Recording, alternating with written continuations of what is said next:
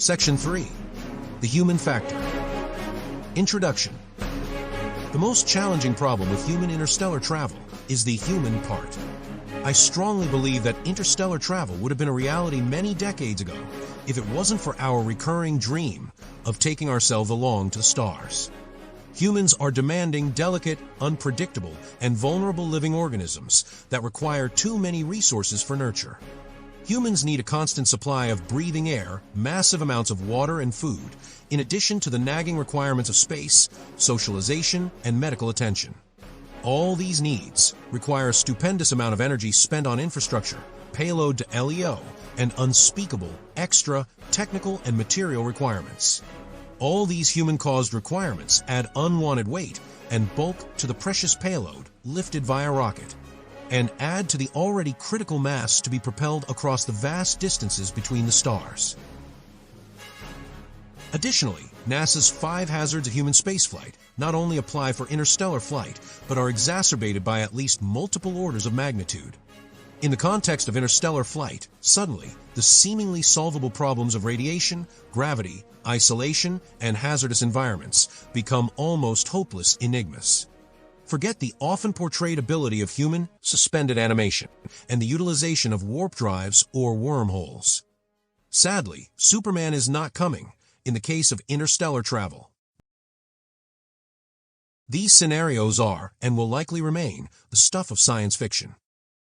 Freezing humans like poultry meat or machines that generate artificial gravity, like if you're wearing magnetic shoes, are just comical jokes in scientific circles. And any other more realistic means to solve these problems remain, at best, undeveloped. Ultimately, to put it mildly, the many problems introduced by the human factor will be much more challenging in an interstellar mission. Putting aside the gargantuan technical hurdles with putting humans in pickle jars and shipping them off to the stars, and focusing on the actual challenges, we may here discuss these 5 hazards. So for now, let's ignore the fact that exclusively machine missions suddenly remove most barriers to interstellar travel. Again, it helps to look at these challenges by listing them as they relate to NASA's 5 hazards of spaceflight. Here, I will call them the 5 challenges of human interstellar travel, and they include radiation, gravity, isolation, distance from Earth, and closed hostile environments. Cosmic radiation becomes a tremendously bigger problem in interstellar flight. Due to the unimaginably longer travel periods, the blinding speeds likely required, and the distance to be traveled. These alone exacerbate the situation many-fold. The lack of gravity remains an issue for interstellar flight. Both radiation and gravity must be solved problems for the health of the human crew and their possible en route descendants. Our distance from Earth, the planet where our biology and psychology evolved, will be lost in the rear view. At this site, humans will necessarily change and begin to adapt to whatever environment they will inhabit for perhaps centuries. This change will depend on too many factors to list here. But one thing is certain, change will occur. And we should expect that not all changes will be advantageous. For example, initial changes may be unexpected and chaotic, even hostile. Some in the crew may respond to drastic changes with violence. If so, how will these cases be handled? Our ability to procreate in space is at best unknown, at worst is utterly unsafe and harmful for both the mother and the child. Our bodies don't like space, and of course, the lack of gravity and the hopeless lack of suitable air are punishing truths we must accept. I believe an Earth-like destination will be very hard to find within a few light years from Earth. The challenges with human isolation on a spacecraft remain thorny and unsolved problems. And of course, these become colossal problems for interstellar crews. Human psychology is quite fragile, and human interaction is volatile. In many instances, humans revert to jealousy, anger, hostility, envy, hatred, and other damaging behaviors. These are ingrained in us and are likely to remain part of our lives foreseeably. Curiously, life would probably be a boring stage without them. And to my knowledge, no human crew has been able to work peacefully and harmoniously for any space-related project for periods over 1 year. So the effects that closed environments will have on the human crew and the effects those humans will have on mission is at best not known. Further hurdles with interstellar travel involve agreements in human interaction. There may be many civic and ethical questions in an interstellar voyage, as it will likely be, or become, autonomous or sovereign. I believe interstellar voyages will likely, eventually, be independent from any nation on Earth. So, questions of the form of command or government will have to be answered. For example, which will be the encouraged or discouraged or dominant, cultural, social, or religious system? Will racial, ethnic, and behavioral differences be an issue? Also, there may be ethical problems with recruiting, education topics, among others, as there are currently on Earth. What should be the default spoken language on board? Who should be in management or command positions and why? Also, there may arise human factors that are damaging to command and hierarchies specific to long-duration space travel, causing turmoil or mutiny. At best, many decades into our future, and if all these problems are solved, we may have a shot at visiting another star system with humans on board. But things may be a lot different than what we would commonly expect. Humans may not be in charge, perhaps relegating or having been demoted to a position of mere spectators. Relics carried along on a trip designed and executed by ultra-advanced machines. Our past abilities long ago having been passed on to advanced systems. Other possibilities include traveling to the stars only as information. The fragility of human biology and psychology may be the things that keep us from traveling to other stars. But machines may be used to send our information to the stars in the form of nearly indestructible data, to be decoded at the destination by machines. Or humans may travel to the stars as DNA. And machines would grow humans at the destination, bypassing the need to nurture fully developed or developing human bodies. Ultimately, I believe our trip to the stars must start with a single question. Why? So, without further ado, here is my final chapter on this series, Challenges of Interstellar Travel, the Human Factor.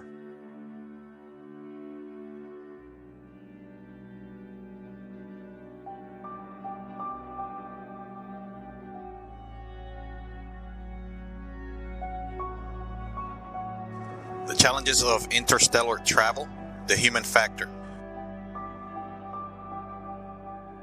Any foray into space, especially into outer space, is a difficult and challenging undertaking, but the challenges multiply when you add humans to the mix to these space missions. Adding human crews to space missions multiply mission difficulties by orders of magnitude. More than we usually like to admit, the human body is a fragile and delicate organism that requires a lot of maintenance, a lot of care, a lot of technology working for its comfort, its well-being, and its upkeep. Just think of your last long trip or vacation or visit to a faraway place from home. The amount of supplies, resources, materials, luggage that you have to take with you to keep your comfort, keep your health, and maintain a routine when it comes to everything that you must do during the day, during your active hours, during sleep, etc. Also, think about the food and the water, liquids that you consume during that time, during the trip, the amount of food that you may take with you, and the amount of food that you may acquire or buy or purchase along the trip. Many of us may also need attention, such as social care, social attention, interaction with others. Also, we need activity when it comes to exercise, bodily activity, and also intellectual or brain activity. We need to keep busy to keep our mental and body health up. Many of us also need medical attention in the form of medicine, in the form of checkups and routine checkups of current health conditions, many times necessary for many people. Also, our mental health has many requirements. It needs socialization. It needs some sort of spirituality, hope, goals, purpose, explanations. It needs to explain to itself many things around them. It needs to justify actions, justify efforts. It needs to be satisfied with its lifestyle, its surroundings, the achievements that it has made. Our psychological health, it's a huge consumer of resources, energy. So we as humans require a tremendous amount of resources, energy, which comes in the form of bulk, weight, baggage.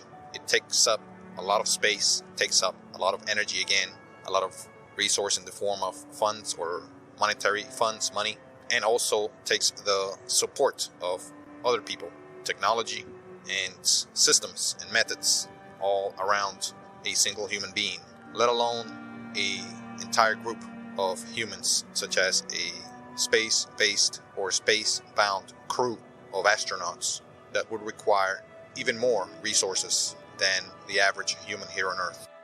Think of the long trip again that you were going to embark in here on Earth. You need to take all of the things, luggage, equipment, all of the, again, food, drink with you that you expect to use. And when we're talking about space-bound crews, these same resources are multiplied by many, many fold, because the trip times, expectation to be out in space is usually a lot longer than any trip here on Earth, especially when we talk about deep space travel. And unlike here on Earth, where you can also gather things from your surroundings as you go during your trip, for example, en route to your destination, and at your destination, you can also gather stuff that you might have forgotten, stuff that you may need that are extra, that you may have not thought of. And in space, this is utterly impossible. You cannot stop anywhere in space and gather up materials, gather up resources that you may have forgotten at Earth. You have to take every single thing you will need during your entire trip and stay at your destination and your way back. You must take all of those with you, again, for you, the human, and the human crew on that space mission. That is why the human factor is a very large challenge for any space mission, especially that of space missions to outer space, such as interstellar missions. So I will organize the challenges dealing with human factors on this program. I will list them and discuss each one of them. Of course, there are space challenges dealing with human factors that match the NASA's 5 hazards of human spaceflight that also apply to interstellar travel. These 5 hazards are the hazard of ionizing radiation, the hazard of gravity fields, the hazard of distance from Earth, the hazard of closed and hostile environments, and lastly, the hazard of isolation. All of these hazards pose problems to human health, human well-being. So from those, I will derive the many challenges that deal with the human factor for interstellar travel. So first, to define human factors. Human factors are just situations. A factor, it's a changing and evolving situation or occurrence, and it changes and evolves because that is the nature of humanity. We are very unpredictable in many ways. In some ways, we are a lot more predictable. Biologically, we have a lot of variation between people. We have even more variation psychologically between humans and people. And there are many health and whether it's biological health and psychological health, mental health challenges that are present here on Earth, let alone in trips to space away from Earth. These challenges will be magnitudes more severe and significant in long duration trips such as interstellar travel. And just to keep it in perspective, the distances that we are talking about here when talking about interstellar travel are unimaginably vast.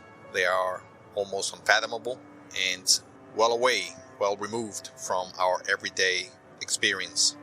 Interstellar travel means traveling to other star systems away from our own solar system. The closest, of course, you may know that it's the Alpha Centauri star system, and that is 4.37, I believe 4.37 light years away. And as you may know, we are hopelessly incapable of reaching any degree of the speed of light at the moment. So the trip there would take close to several thousand years with current technology. So using current technology, we would be on a trip longer than perhaps written history. So to put it more in perspective, if you think of the Babylonians or Sumerians back several thousands of years ago, if they were to embark on a interstellar trip somehow, they would just now be close to the nearest star system in Alpha Centauri. And that is if they would be using current technology somehow. So given that scenario, it would be likely that we would not be even able to communicate with the crew that would be arriving at the Alpha Centauri system from those many thousands of years ago. At the very least, there would be a significant language barrier between the crew at Alpha Centauri and us here on Earth currently. Again, the nearest star system to our own solar system is the Alpha Centauri system, and it is about 4.4 light years away. That is 277,000 astronomical units, or AUs. Again, an AU is the average distance between the Earth and our Sun, or about 93 million miles. That is about 150 million kilometers. Also, to give you a bit more perspective, the farthest that a small human crew has traveled to outer space currently is the surface of the Moon. That is a significant but mere 384,000 kilometers away from Earth. And as you may know, it did take an international effort to put a few people on the surface of the Moon. So you can begin to appreciate the vast and enormous challenges that we may face to embark on a interstellar trip or mission, even to the nearest star system, Alpha Centauri. So to tackle the first challenge involving radiation, space radiation or ionizing radiation, as you may have learned from my previous discussions on space radiation from NASA's 5 hazards of spaceflight. Space radiation is among the most severe problems that we have for deep space flight or travel, because there's such a thing as ionizing radiation, basically a radiation type from space, either from other stars or from our own sun. So basically these are star sourced or born particles, highly energetic particles that are traveling nearly at the speed of light at their atomic composition. Basically they're bare cores, they're bare atoms stripped of any electrons are traveling, and these are from elements such as iron, gold, silver, boron. Just about every element on the periodic table are flying around in space, and especially hazardous are the heavy elements. Again, those with heavy cores or atomic centers that have many protons and neutrons again, and they wreak havoc when they collide with, for example, human cells, DNA, etc. They destroy those cells and DNA structures, and of course that causes all kinds of issues, health issues, whether it's right away, whether it happens immediately or it happens over time. This is something that is a huge problem for human health, because as it passes through the human body, these highly energetic particles collide and rip electrons out of the atoms of our own cells and any other material or compound that it may traverse. And these particles traverse just about every material known, since they are so small and they are traveling so fast. So that is probably the worst problem encountered when taking humans along in our space missions, because we need to worry about that, protect humans somehow from this space radiation, which, by the way, we have no effective and proven technologies to shield us from these particles. Yes, we do have components or methods or some technologies or materials. All of that, we have some materials that may block some of this radiation, but not entirely, not all. Especially when we consider our current limitations, technological limitations, such as our ability to put high payloads, high amounts of weights to space from Earth. It is very difficult to carry weight to space, very costly. So we are limited at the moment how much weight and space and size we can carry to space. So we cannot carry, for example, high amounts of water, which is a known filter or blocker of radiation. Not the entire amount of radiation, but a good portion to at least slow down the damage done by this ionizing radiation.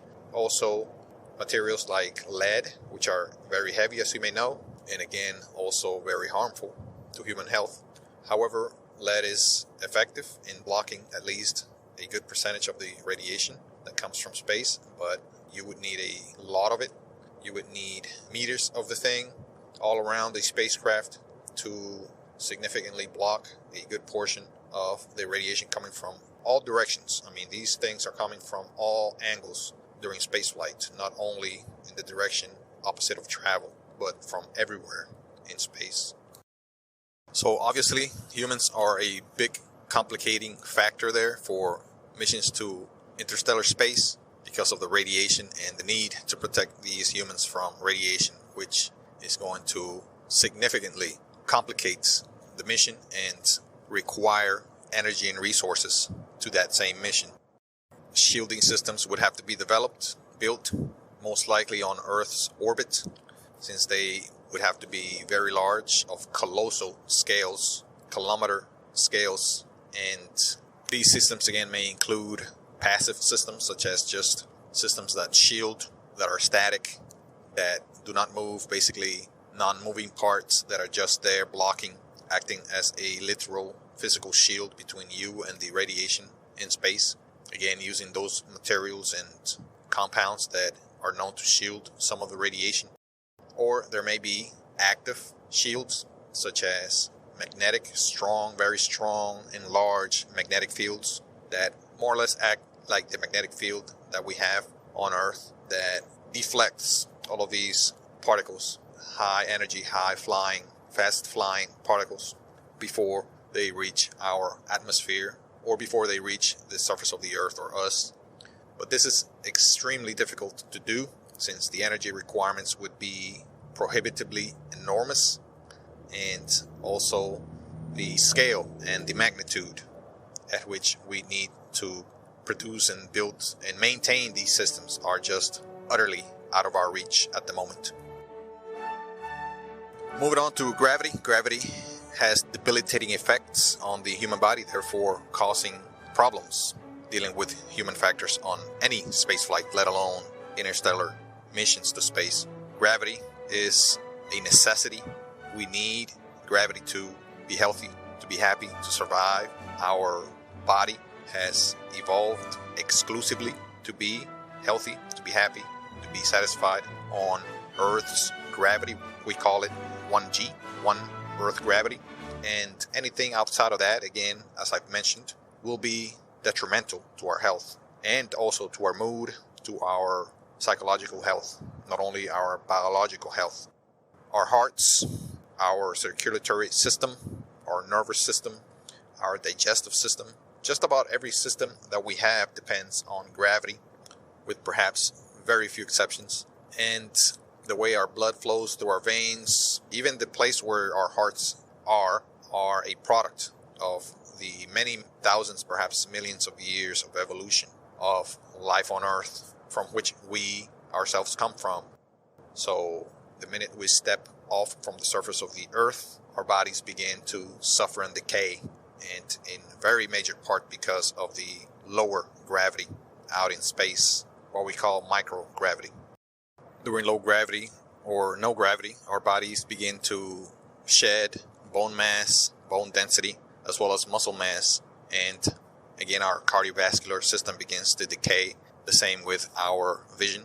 Our eyes the shape of its lens and the eyeball itself begin to deform, and there are other effects of gravity in our body and our brain. So gravity absolutely needs to be provided. Systems need to be in place that work to offset the effects of low gravity, or to provide gravity itself by artificial means. As of right now, the only system that I'm aware of that may provide gravity, or something that feels like gravity, is centrifugal force. But again, we are limited from this because of the sheer scale of the structures required to comfortably and safely provide artificial gravity or centrifugal force gravity. These structures would have to be enormous in dimensions, more in the kilometer scale. They would have to be kilometers in diameter. These most likely circular structures or torus, donut-shaped structures, where we would be inhabiting the actual donut tube. We would be pretty much standing on its outer surface as it spins around. It would have to be spun continuously throughout the trip, and again, such construction is, as of now, out of reach for an interstellar trip. So we would have to basically be able to build those types of ships to provide gravity. Gravity is an absolute necessity for a long-term interstellar trip. So to move on and discuss the human factor when it comes to the hazard of distance from Earth. The human factor involved with that is that will change our outlook, our attitudes, our mood, our mental health, and even biological health, I believe. As we get away from Earth, we begin to think more independently. In fact, any interstellar mission with current technology would necessarily be a one-way trip. Let me explain. Because, for one, the crew will be gone for thousands of years with current technology, at least, if not longer. The crew will travel into space and time in a manner, most likely, that will leave Earthlings behind away from communication. The communication will be drawing in delay, in a gap, and eventually it will be to where it is just ineffective. It will be first be delayed by minutes. There will be a lag of maybe hours, and then that will steadily grow, especially if we somehow reach any degree of the speed of light with future propulsion systems. The delay will just grow very fast and be days, weeks, months, years in very short order. So there may be a point where communication is just ineffective and even impossible, depending on the conditions outside of the ship, depending on the propulsion system. There are many factors, and just accounting for time and space, communication will be very seldom, limited at the very least, and at the very worst, ineffective or even impossible. So crews may be cast off as they leave Earth. Basically, they will become an independent and autonomous entity the moment they leave Earth, and perhaps knowingly so, back on Earth, and the crew knowing this themselves, they basically are a cast away, cut away portion of humanity, never to return, or at least never to return to an Earth that they would be familiar with, recognize, be part of again. Humans may basically evolve, language may evolve to a point where we probably won't be able to communicate, because the languages on the ship and the languages on Earth would have evolved to be incompatible, unrecognizable, not understood by both parties, just like it has throughout the millennia here on Earth. It is likely it will happen between the people leaving on the ship and the people back on Earth. Also, biology may change, evolve to a degree that even if the crew were to return, they would be pretty much another species, a separate and incompatible species with humans. And this is even more so if genetic manipulation is accepted and occurs on the ship for the humans on board to be able to survive, or at least survive a lot better in the hostile environment of space. And how is this a challenge, especially a human factors challenge? Well, again, the psychological stress, mental stress of knowing this, especially those people that are born en route to an interstellar destination, may all of a sudden realize that they were basically volunteered to a space mission. Yes, you may argue that that's what basically happens all the time here on Earth. When you're born, you're not asked where and who you're born to, what situation you're born into. So this could pretty much be applied to a crew born on board. They are parts of a space mission without their consent, yes, but who has consent when they're born about anything? So you may look at it that way, but again, the interstellar crew would be most likely on a one-way mission to whatever destination, whether it's Alpha Centauri system or any other. So at the very least, initially, the mission has to be ready for psychological challenges, problems, at the realization that you are leaving Earth for good, that Earth is going to be utterly unreachable ever again. So the initial crew will have most likely psychological, mental health issues with that.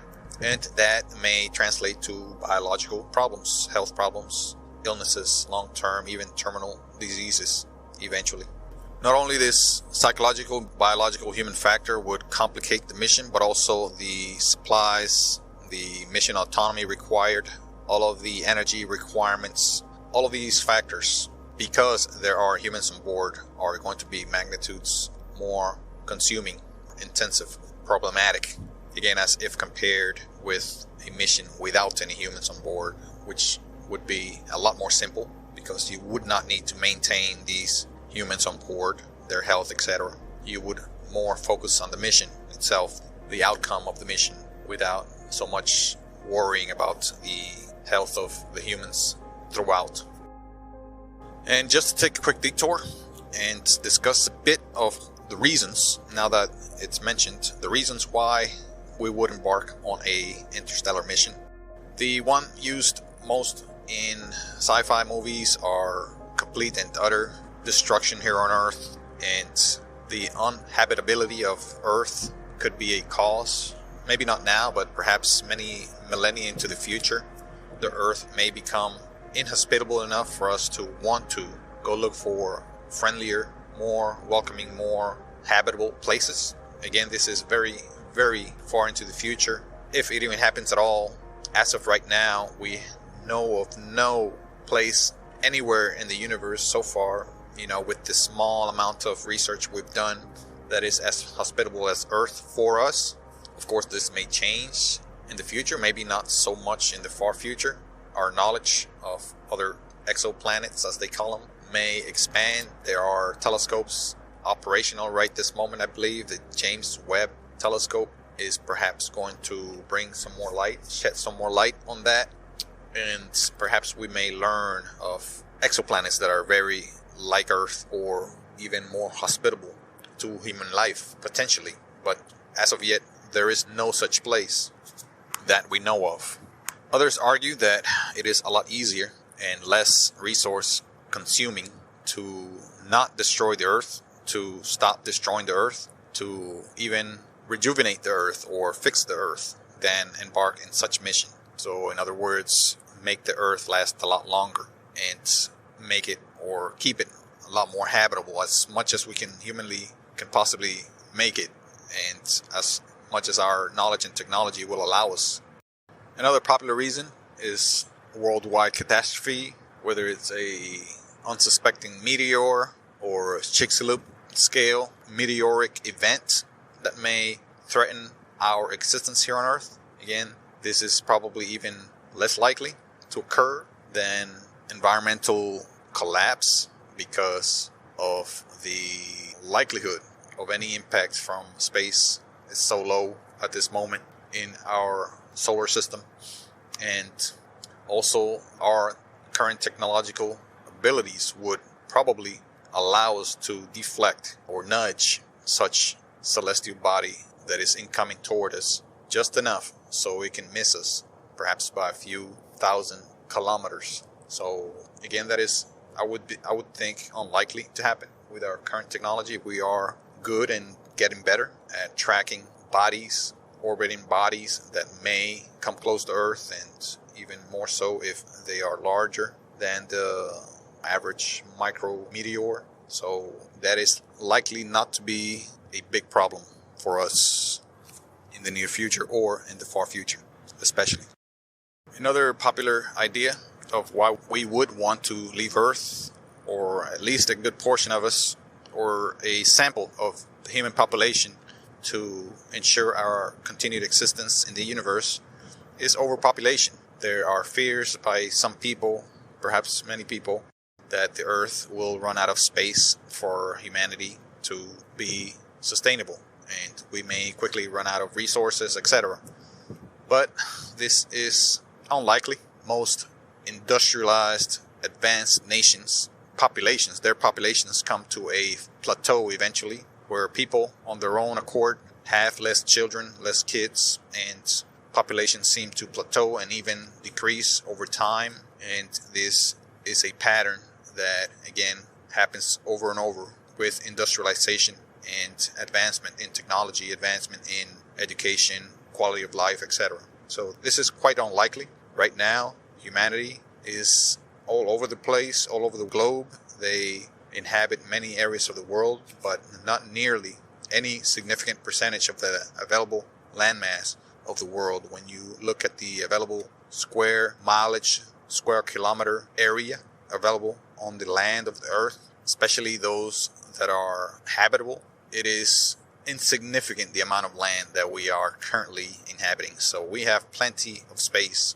So the only limiting factor among the most limiting factors that we have right now is our choices to limit our own selves, limit immigration, limit where we can and cannot live. So it is not, for the most part, something that is physical, that's a limitation, space limitation that we are facing. We have plenty of space. We don't occupy perhaps not even 10% of the Earth's landmass. Even if we allow for generous areas for each human, and this is not to change or perhaps even improve in the future as we advance into the future. So I believe that is not a good reason for us to embark on interstellar travel. So personally, anything outside of just sheer exploration and just the voluntary expansion of humanity and perhaps life into the universe, anything outside of that is just not a real good reason, not justifiable, and basically unnecessary. It is an unnecessary endeavor to leave Earth because we can't take care of it, because we give up on taking care of it, or because we think that we're not going to have enough space when there's people with thousands of acres of land all around them and they claim they own them. And, they put picket fences and no trespassing signs all around their ranch area, their land area. And then they say that the Earth is overpopulated. So these are not good reasons. So the best reason, I believe, that humanity may embark in interstellar travel would be just voluntary expansion of life into the universe. Not by necessity, but by choice. Because we want to. Because we see it as something that is beneficial to not only the people that remain on Earth, but to life itself. For whatever purpose we believe life has, we may believe it is beneficial for us to expand our reach, our capability, existence in the universe.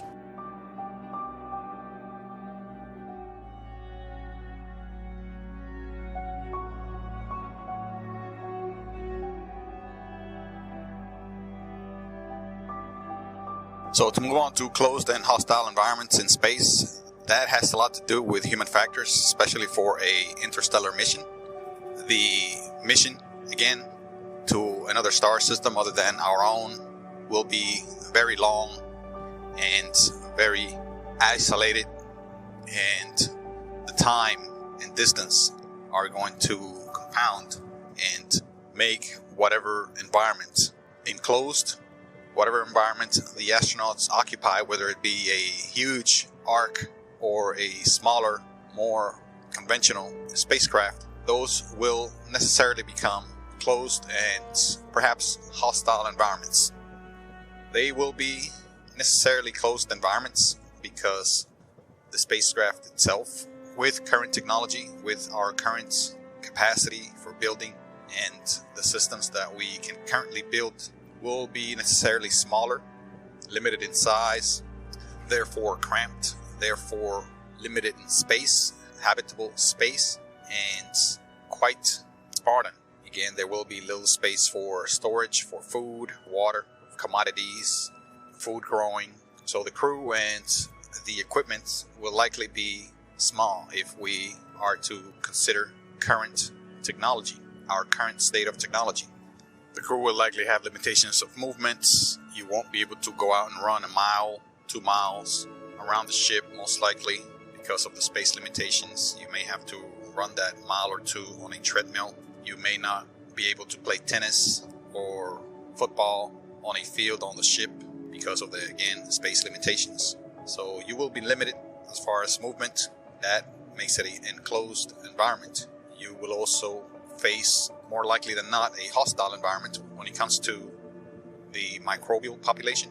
NASA pretty much specifies the hostility of an environment due to its danger when it comes to biology, microbes, bacteria, disease, etc. Those will become problems in an enclosed environment in space, especially if there is low or zero gravity throughout the trip, throughout the duration of the mission. Again, bacteria may evolve and change to harmful forms. Even bacteria that are neutral or friendly within our bodies may evolve into something that may be harmful. And again, this could happen a lot more rapidly during low gravity. The hostility in these environments may also come from other people, other humans, other astronauts. People may have disagreements. Most likely there will be. That's almost a certainty. There will be disagreements. There will be perhaps pretty deeply held beliefs and customs, deeply held ideas, ideologies that clash, that are incompatible with other people's, and they may uproot or unearth other problems such as indifference, such as hostility even, such as even violence and lack of cooperation. Breakdown in communication may occur due to these differences and the inability to put those differences aside or not allow those differences to affect the way you behave with other people, your friendliness, politeness, your cooperation level, again, communication level. Those may be impacted, and the mission may be impacted as well, perhaps negatively, and perhaps there may be bigger problems arise. At worst, mission compromise or mission failure. There may be also escalations of hostility and even violence that may lead to problems as serious as attempts at hurting each other, the crew hurting themselves, and even there may be attempts at murder, and perhaps one of those attempts may be even successful. It is not inconceivable that these things may happen in space, and that makes whatever environment this is occurring a hostile environment. It is not necessarily the case that the crew will make the environment a hostile one, but it may very well become one, and the mission must be ready for this and must be able to either prevent it or deal with it if it does arise, and perhaps fix it and sort out the problems and come to a remediation of whatever problem may cause other issues such as hostility.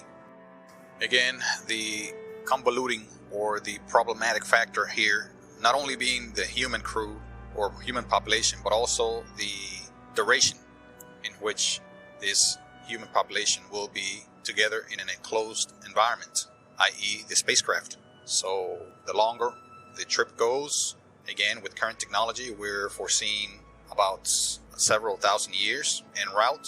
Problems will surely arise, and many may arise to the level of severe consequences. Again, there are methods to mitigate this, but we have very little experience with long duration flights, and we have precisely zero experience with ultra long duration flights, such as many decades to hundreds to thousands of years of human space habitation. We have no idea what may come from such long duration in space. Lastly, isolation. Isolation provides challenges dealing with human factors. Similar to distance from Earth and hostile environments, isolation will change the mood of the crew, most likely, especially in its initial phases. Isolation is basically the separation from Earth. As discussed, an interstellar mission will likely be a one-way trip, a crew that will be cast away from Earth as soon as it blasts off from the Earth's surface because of the currently expected massive and substantially long distances and vast distances of space that will have to be traversed, and the hundreds to thousands of years of duration of the missions will necessarily cast away whatever crew goes on these missions because of the time that will pass between the mission start and arrival at whatever star system the mission goes, even if it's the nearest star system. At current technology levels, it is hundreds to thousands of years away. And again, if you tried to communicate with an Egyptian or Sumerian today, if they were somehow able to communicate between the vast time difference, thousands of years, with one of us, the difficulty is obvious. It would be, I believe, an impossibility pretty much to communicate with such person, and the differences would be so vast that we'd be talking to someone from another planet. They have no idea all the technological advances that we have experienced and all of the knowledge that we have gained for the most part, and they would be utterly unfamiliar with everything that we are familiar with. So we would basically be two different races with two different languages trying to communicate somehow. It may happen to some degree, but just imagine that multiplied by a couple of orders of magnitude and attempt to communicate with a race that broke off from Earth, and they have become pretty much other species biologically. The way they think, the way they behave, the course of the development of their technology would be, I would believe, vastly different than the course of change in technology that took place on Earth, whether it's the Earth advances a lot faster as far as technology goes, or the technology on the ship advances a lot faster than the Earth, or merely the difference in environments would create different types of technologies or necessitate different types of technologies, where the evolution of technology would be vastly different, would basically cleavage and stray away far from each other. So isolation would be a significant challenge on a human crewed interstellar mission, because we would have to worry about the human factor during this isolation. What will the humans do on board? What will happen socially? What will happen biologically? What will happen psychologically with these humans once they are broken off and be on their own? Will the worst of our traits surface and take over the mission? And perhaps despotism, perhaps the form of government or command hierarchy on board could devolve into something like a kingdom, something like a monarchy, something like a dictatorship? Or will it continue and look for the participation and cooperation of most of the crew, if not all? There is no telling. Once the ship leaves, it is up to the crew what they decide to do. Ultimately, it is up to them. Yes, their oaths, their promises, their training will play a very large factor, but it is unknown what will happen, especially when we're talking about multi-generations. What will the next generation be like? What will they decide to do? What changes will they impose or vote upon or enact in the future? There's no telling. And talking about the unknown, the last perhaps set of challenges that I would like to discuss is the very fact that there are a lot of unknowns. Once the interstellar crew goes on this very long, very challenging mission to whatever star system, even if it's the closest 4.4 light years away, there will be many unknowns that perhaps will be discovered. Perhaps some of them will not even be registered. Many unknowns perhaps will be learned or solved. Perhaps on routes, technology develops in a way, or the human mind develops in a way, or perhaps thinking about the problems can help or will help solve some problems that baffled many on Earth, most on Earth, or all on Earth. And en route, there may be discoveries made. For example, dark matter, dark energy, which are basically utter unknowns that we believe must exist because of other phenomena may be discovered, may be understood, may be even manipulated, may be even harnessed. Long sought after answers on Earth, such as the prevention of perhaps some illnesses, diseases such as cancer, AIDS, would likely or maybe would be solved in space. through research, through dedication, through laser focus research and efforts. So, for example, through gene manipulation, we may be able to prevent cancer entirely. Through gene manipulation, we may be able to also prevent illnesses such as AIDS, other illnesses, herpes, etc. We may prevent illnesses with many of our organs, heart disease, diabetes, Alzheimer's, or we may be able to reverse those, fix those, cure those somehow. We may be able to slow aging to a point where we could extend our lives and quality of life significantly. I'm not going to really speculate for how much and how long. I mean, it could be by a significant margin. I don't believe, like many say, about being able to live forever. I don't know if people would even want that, most people. And it may not even be possible, since not even the most complex and large or simplest structures in the universe remain as they are forever. So change is, I believe, a universal necessity, and living forever is incompatible with this change. Change must occur. So if we, let's say, for a minute, we can imagine that we live forever. In what state do we live forever? Do we freeze a certain state? Do you want to freeze yourself at what stage in your life? Is it in your mid-40s? Is it in your mid-20s? Is it as a child? Is it as an elder adult? There are too many questions there and too many possibilities to even consider that could be something that may be possible in the future. Again, extension of life may be something that is discovered either on Earth before any interstellar trip or travel effort, or while the mission is already en route, whether it's on Earth or on board, or both. There may be discoveries made back on Earth as well as on the ship, and this may advance the medicine on board. I call it space medicine, to the point where health may not be a worry, may not be a worrying factor, may just be something that it is taken care of, perhaps even with automated systems.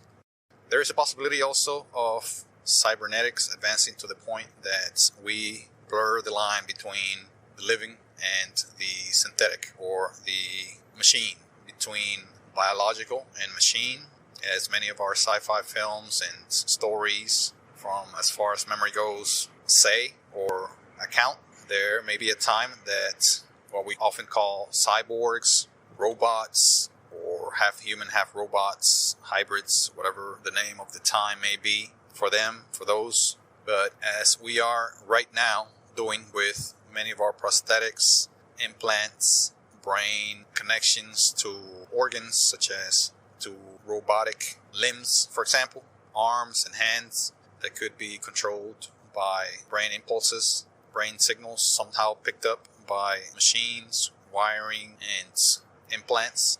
We are doing that stuff today, so that may evolve and advance in the future, perhaps to an irrecognizable stage. So it is not inconceivable that we may begin to have or implant artificial vital organs such as lungs, livers, kidneys, artificial hearts even, and perhaps eyes, perhaps other very critical and even vital organs. Even areas of the brain may be replaced by computers or computer-like equipment, or even entire brains.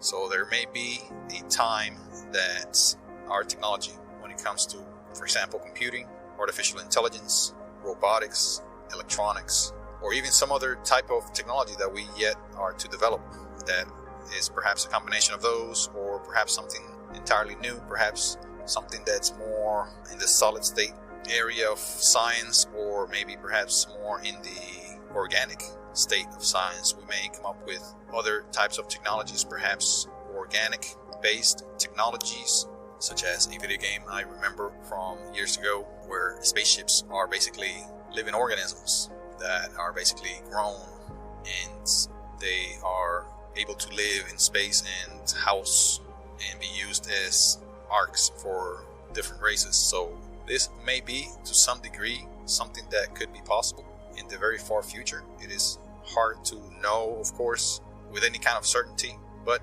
it is these unknowns that make I believe an interstellar mission, very attractive, captivating, and something that we may want to go for the advancement, not only of technology, but the advancement of civilization and humanity as a whole.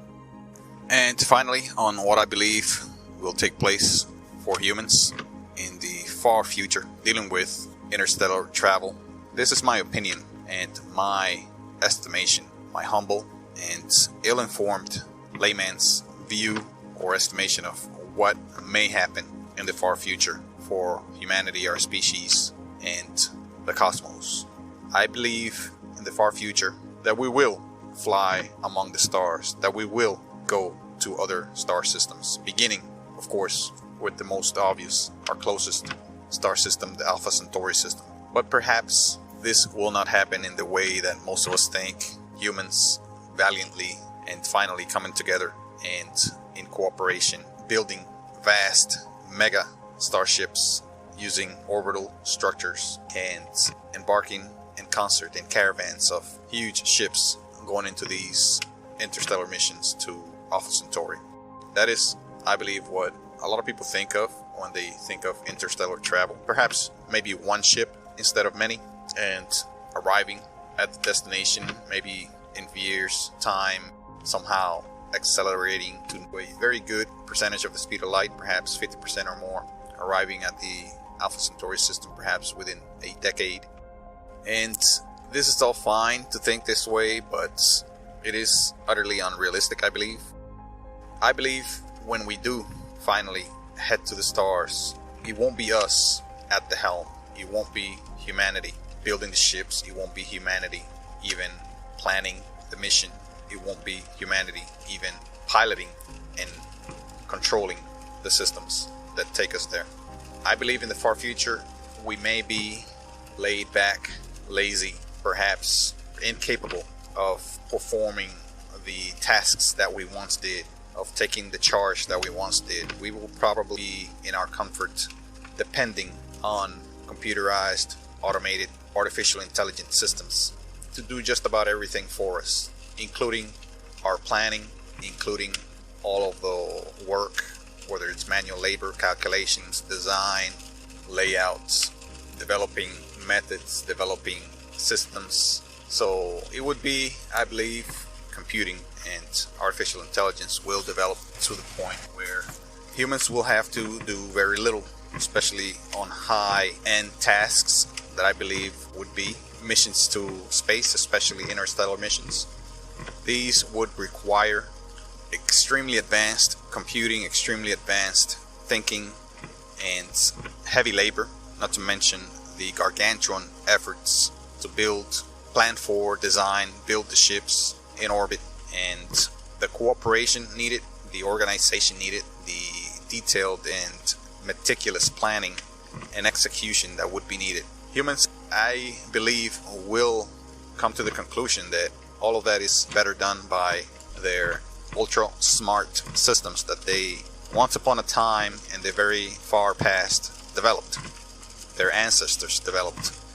I believe there may be a point where artificial intelligence will match the capability of humans in every conceivable way, in thinking, in planning, execution, computing, designing, in cooperating with other machines, other systems. All of the manual tasks, mechanical tasks would be better done by machines, just as they are done much better and faster and more efficiently by machines in automated manufacturing plants of today.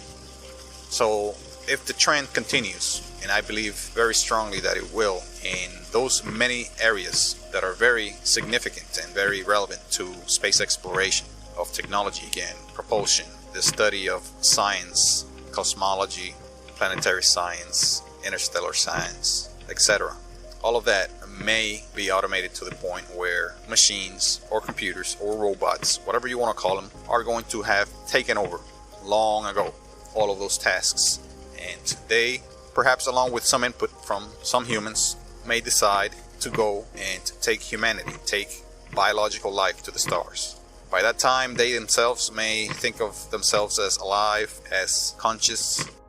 Consciousness is a very hard thing to define, and that definition may be further blurred in the future with the extremely smart systems that may arise, may be so smart and may be able to build and duplicate the feelings, the thoughts, the actions of humans so closely and with such high fidelity that humans themselves may not be able to tell the difference between machines and biological organisms. Maybe humans, humanoid organisms or beings.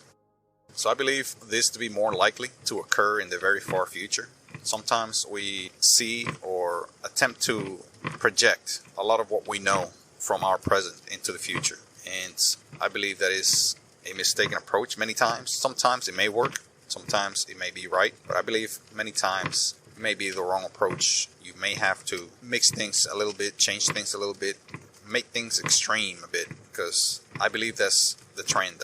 I believe that someone from the past would see today's world as extreme in many ways, perhaps most. So you would need to think extreme when you think about the far future, because what seems to be extreme to us now may be the norm in the far future. And I believe also it's a give and take. You develop a lot in one area, you take away from another. I believe that is a natural phenomena in our universe. If you spend a lot of effort and time, for example, doing one type of thing, one work, you are utterly forgetting and I would say ignoring another area in which you are going to be underdeveloped, in which you are going to be lacking knowledge, lacking skill, practice, and everything. I believe this will occur also at one point where humans will become so dependent on technology because, again, that is the trend. Today we depend on computers through our what we call smart devices, phones, laptops, tablets, etc. a lot more than 10 years ago, and certainly a lot more than 20 years ago. So if the trend continues, that is what that tells me, that we will continue to depend more and more on technology, more and more on smart systems to do things for us, such as looking at our GPS maps instead of looking at street signs, road signs, and figuring out by landmarks where we are, what direction we're traveling. Almost no one on the road uses a compass to see what direction they're headed. All they have to do is look at their screen. It has a compass on it.